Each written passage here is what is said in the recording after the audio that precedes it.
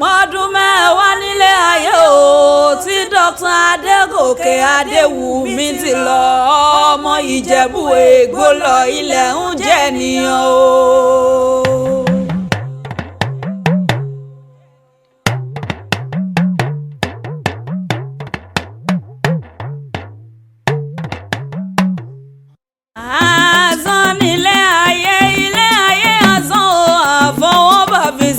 Lọ kò màmá sẹ́ni tí ò ní ikú o mo ní kò sẹ́ni tí ò ní rọrùn alákejì ìbà lọ́wọ́ agbanilágbàtàn o awoniláwo òtàn o mọ̀rìmọ́rí tí mọ̀rí ẹ̀dá Dr. Adégòkè Adéwùmí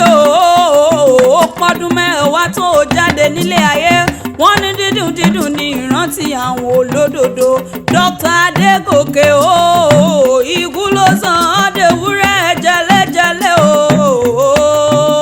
ó sọ ọ́ dàgùtàn jẹmọ̀jẹmọ̀ ó sọ ọ́ dẹni tí ń jẹ lẹ́bàá ògiri a ò sì lè rí ọmọ òótọ́ gúgú ni pé kò sẹ́ni tí ò ní ikú o mo ní òótọ́ ni wọ́n parọ́ pé kò sẹ́ni tí ò ní rọrùn alákejì ó di gbére o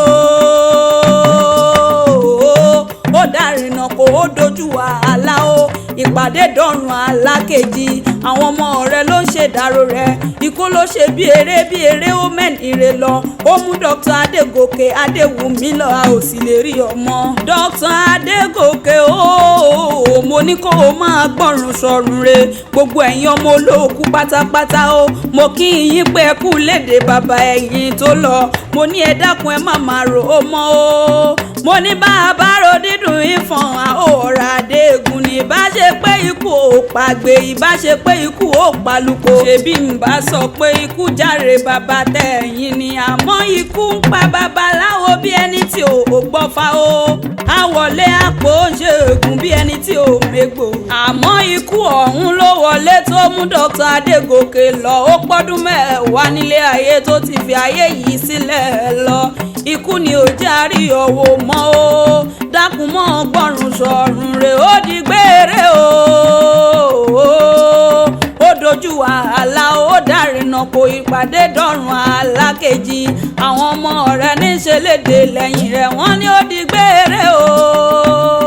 wọ́n ló dárìnà kò ìpàdé dojú wàhálà o dákun mọ́ jọkun o móje kò lóhun tí wọ́n ń gbé jẹ lájúlé ọ̀run ni kó máa bá wọn jẹ ó di gbére o ó dárìnà kò Dr. Adégòkè sùn re ọmọ wọn ní Ìjẹ̀bú-Jèṣà ọmọ Ìjẹ̀bú Ègbó ọmọ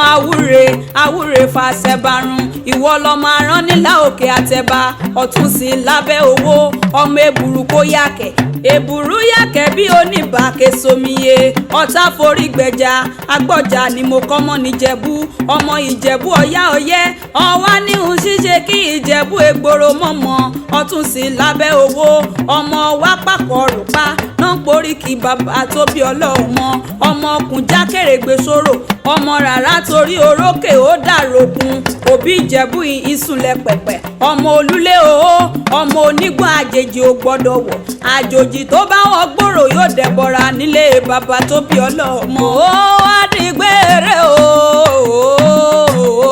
dárìnà kó ó dojú wàhálà o ìpàdé dọ̀rùn alákejì abiyamọ tí ń ràgà bọ̀mọ̀ ni bàbá jẹ́ nígbà ayé wọn Dr. Adégòkè o iṣẹ́ tó o gbélé ayé ṣe ni oníjà gbàgbé rẹ̀ láéláé o gbogbo ẹbí gbogbo ará ní ṣe dárò rẹ̀ kó o gbọ́rùn sọ̀rùn rẹ̀ ó di gbére o ó dárìnà kó o dojú wàhálà o ìpàdé dọ̀rùn ó dọ̀rùn alákejì ó pọ́dún mẹ́wàá nílé ayé o tí Dr. Adégòkè Adéwùmí ti lọ ọmọ Ìjẹ̀bú Ègbó lọ ilẹ̀ ń jẹ́ nìyàn kó o gbọ́rùn sọ̀rùn rẹ̀ aláṣàkẹ́ eléwì lèmi jẹun ó máa fèyí ṣàṣe lọ Dr. Adégòkè Adéwùmí sùn re.